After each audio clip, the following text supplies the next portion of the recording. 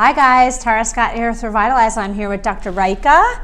We are colleagues through some functional medicine groups, and she's here attending my hormone course with LP3 Network in LA.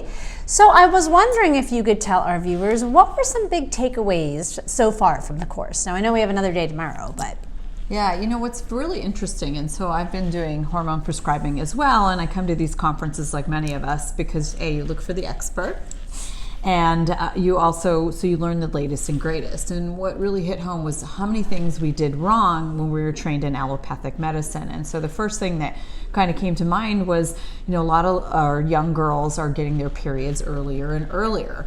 And I suspected back in the late 90s when I came out, that this had to be environmental, because I was having women come in with perimenopausal symptoms younger and younger and younger, and now we're seeing our girls getting their periods younger and younger and younger.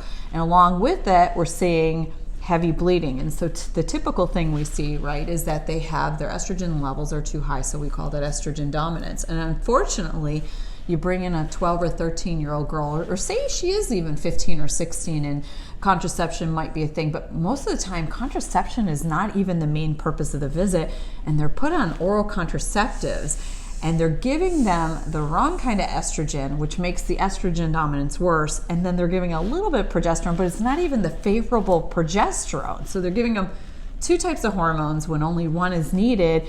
And the treatment for estrogen dominance, obviously there's diet and lifestyle, and there's herbs that can do it, but if you're going to reach for a hormone, is progesterone, not progestin. So right. You add to that. Perfect point. And I will piggyback on that, as even as an OBGYN, we are not taught that. We are taught to rule out pathology and then put them on the birth control pill as treatment. So that is a problem, especially one of my pet peeves when people don't need birth control and they're given the birth control pill, because it doesn't treat the problem. So that's a great takeaway.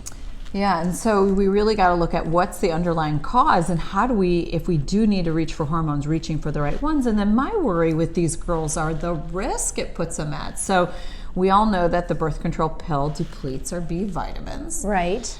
And then we also, what I learned from Dr. Scott was that it increases our risk of breast cancer. Breast and cervical, which was shocking, because we always think that cervical cancer is one that's just mainly related to STDs, specifically HPV. And so what we saw in the study that was done a couple years ago, and I'm trying to remember the source, but it did show that there was an increased risk in breast and cervical. There was a decreased risk in ovarian and uterine, but there was a decreased risk, and that was really downplayed from the people that analyzed it.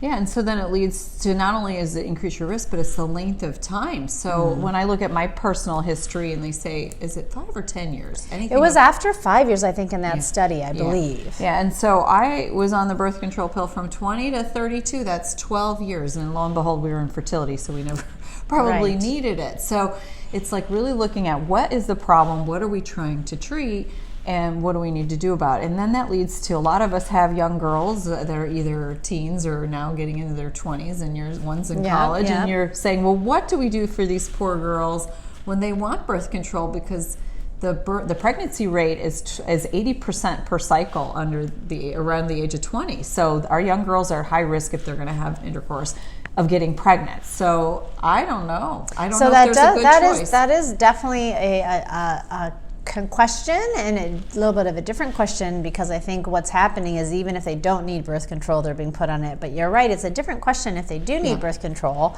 and then there could be a benefit of the birth control pill if they do need contraception. But I think the problem is, a lot of girls, like those years, I know many years when I started, it was for my endometriosis that I didn't know I had at the time, but for painful periods.